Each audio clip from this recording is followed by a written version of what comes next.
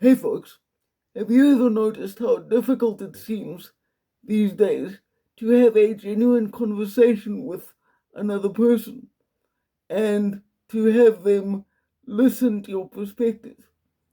Yes, we all talk to each other every day, but it seems to me that most of the time, all we really do is shout our opinions at each other without ever genuinely listening or trying to understand why someone thinks the way they do.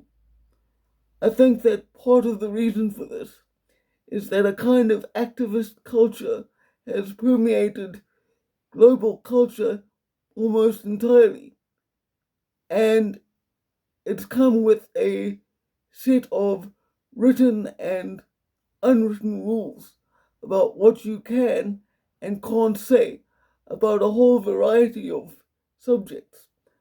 And I don't just think this is a problem with inherently controversial topics like politics or race. I think this affects almost every facet of human life. I'll use myself as an example.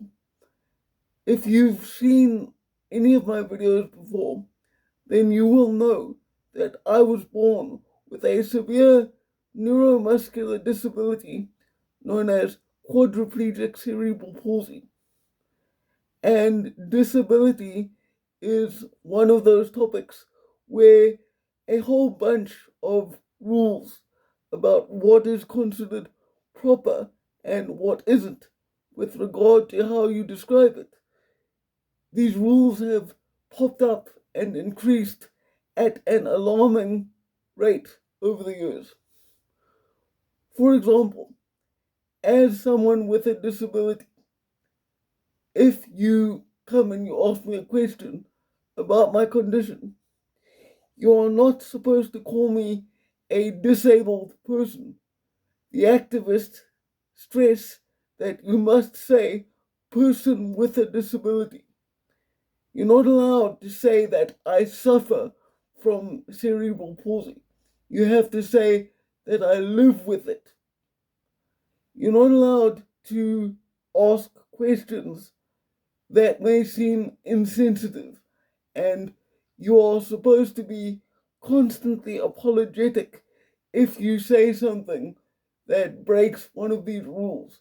Rules, by the way, which, as a normal person, if you've never encountered somebody with a disability, you would have no way of knowing what is correct and what isn't. Add to this the fact that what language is considered acceptable or not is constantly changing as people find more and more aspects to be offended by. What I'm going to say next will probably offend a few people, but I believe it to be true. One of the reasons that this kind of culture of activism has been so destructive and unhelpful is that it stems from a very feminine kind of empathy. Now, let me be clear, there is nothing wrong with feminine empathy in its proper form. We need feminine empathy and loving mothers, or else the entire human race dies out. But the kind of empathy I'm talking about is natural feminine empathy taken to a degree that it was never intended to go. Because you can't care about the whole world. You can't protect the whole world's feelings.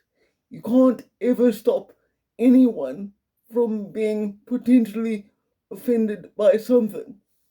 But that is what these activists seek to do. And their rules and regulations for doing so become increasingly absurd as time passes.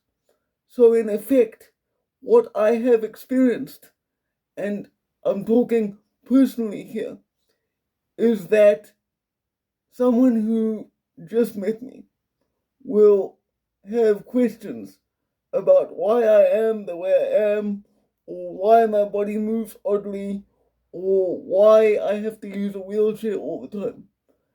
And they will say, I'd really like to ask you a question, but I don't want to offend you, or I don't know if I'm allowed to ask you this.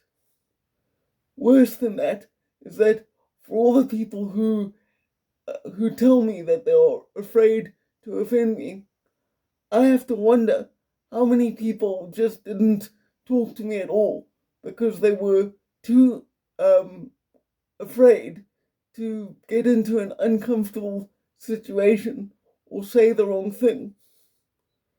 So the point I'm trying to make here is that we all need to start talking like adults again.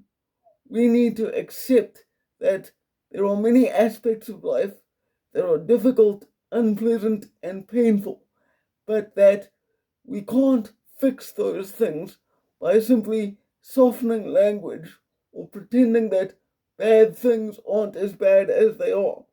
By pretending those things aren't as bad as they are, we can't then come up with solutions. Because if you're living in this fantasy land where you soften everything so nobody ever has to feel upset or challenged, then you'll never achieve anything of value because you're not living in a way that is concurrent with reality. And while that may satisfy some people, it is not productive in the end and will not lead to a positive outcome. If anything, it'll just keep people stuck in ignorance and suffering and do the exact opposite of what the activists claim they are trying to achieve. As always, I hope this has been helpful to you in some way. Look after yourselves, take care of each other, no matter what your race or identity, and for now, farewell.